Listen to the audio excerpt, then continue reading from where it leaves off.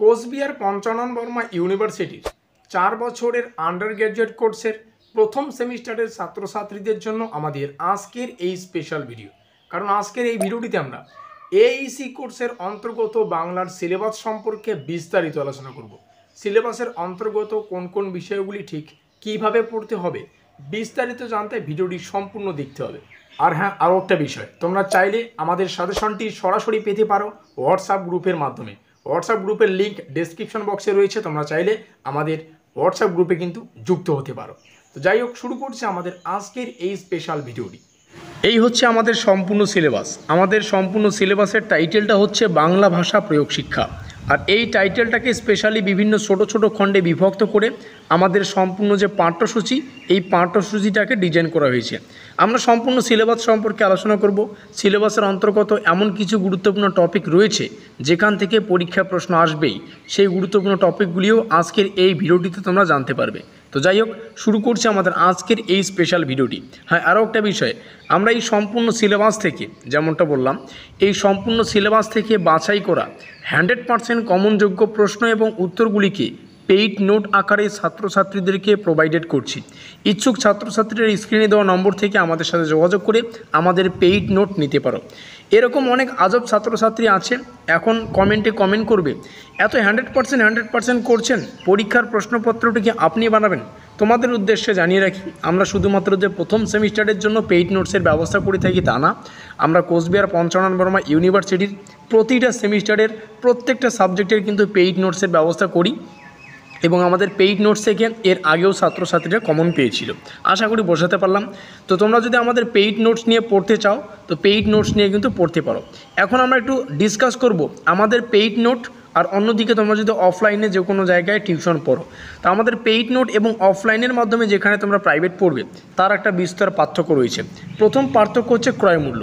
তোমরা যদি এই সাবজেক্টগুলোর প্রাইভেট টিউশন পড়ো অফলাইনে, তো তোমাদের কিন্তু প্রত্যেকটা সাবজেক্ট 5 সাবজেক্ট তোমাদের 1000 থেকে কিন্তু 1500 টাকা ফিস পেমেন্ট করতে হয়।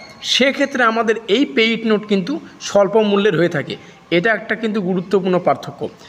সেই সঙ্গে আরও কিছু পার্থক্য রয়েছে। দেখবে অফলাইনের যে প্রাইভেট টিউশনটা হবে এটা কিন্তু সময় সাপেক্ষ, অর্থাৎ এখানে তোমাদের 4 থেকে 5 মাস কিন্তু 3 থেকে 4 মাস, 4 মাস তো ম্যাক্সিমাম, এই 4 মাস কিন্তু প্রাইভেট টিউশনটা পড়াবে।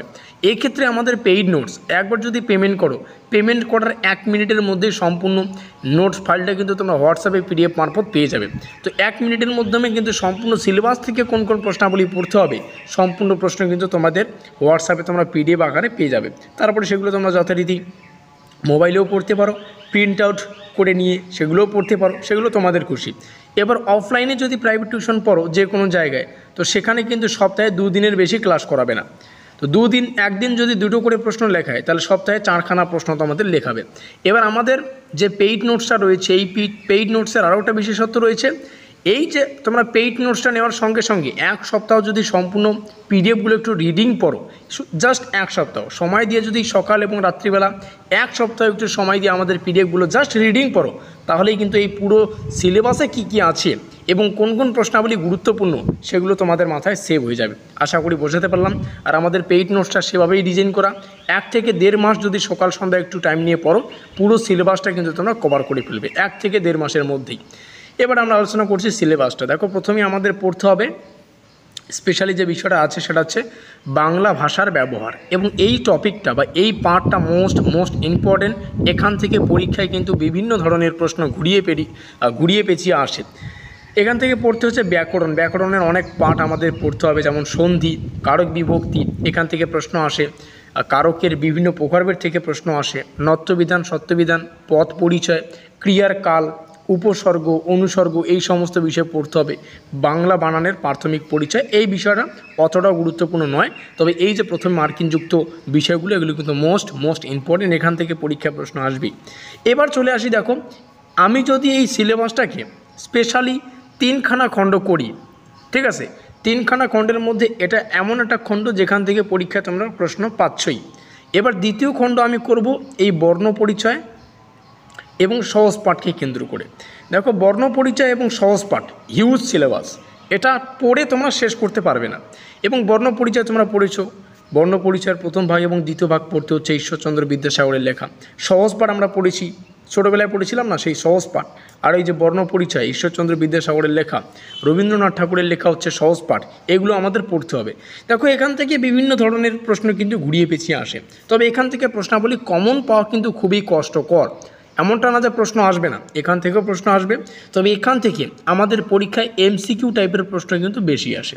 আমাদের একটা কবিতা আছে না, কুমোর পাড়ার গরুর গাড়ি, বোঝাই করা কলসি হাঁড়ি, তো এইভাবে কিন্তু শর্ট প্রশ্ন আসে। কিসের গাড়ির কথা বলা হচ্ছে?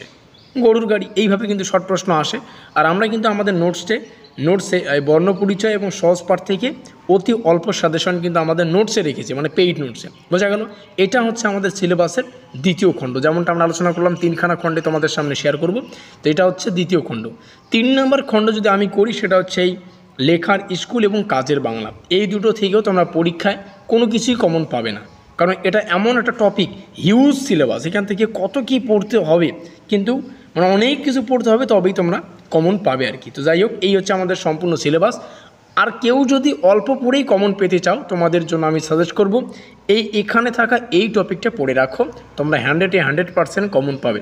এবার অনেকে বলবে, এত বড় সিলেবাস থেকে জাস্ট এইটুকু পড়লেই যদি 100% কমন হয়, তাহলে তো মানে কেল্লাফতে। তোমাদের উদ্দেশ্যে জানিয়ে রাখি, এমনটাই হবে, কারণ এখান থেকে প্রশ্ন আসবে এবং এই যে পরের পাঠগুলো, এখানে একটা পাঠ, এখানে একটা পাঠ, এভাবে কিন্তু প্রশ্ন আসছে। মূল যে বিষয় হচ্ছে এখান থেকে একটা প্রশ্ন আসলো, বা এখান থেকে মনে করো একটা প্রশ্ন আসলো, এই পাঠটা থেকে একটা প্রশ্ন আসলো, অথবা আকারে আসবে, এটাই হচ্ছে মোদ্দা কথা। তোমাদের এই পার্টের প্রশ্নটির উত্তর করতে হবে, নতুবা এই পার্টের প্রশ্নটির উত্তর করতে হবে। তো তোমরা যদি এই পার্টটুকু একদম স্পেশালি সেভাবে প্রস্তুতি নিয়ে পড়ো, আশা করি তোমাদের পরীক্ষায় কোনো রকম অসুবিধা হবে না, এবং একটা শর্টকাট মেথডও তোমরা আজকের এই ভিডিওটিতে জানতে পারলে। ভিডিওটি ভালো লাগলে লাইক করে দিও, বন্ধুদের কাছে শেয়ার করে দিও। আমাদের পেইড নোটস লাগলে অবশ্যই আমাদের স্ক্রিনে দেওয়া নম্বর থেকে আমাদের সাথে যোগাযোগ করতে পারো। আমাদের আজকের এই স্পেশাল ভিডিওটি এই পর্যন্তই।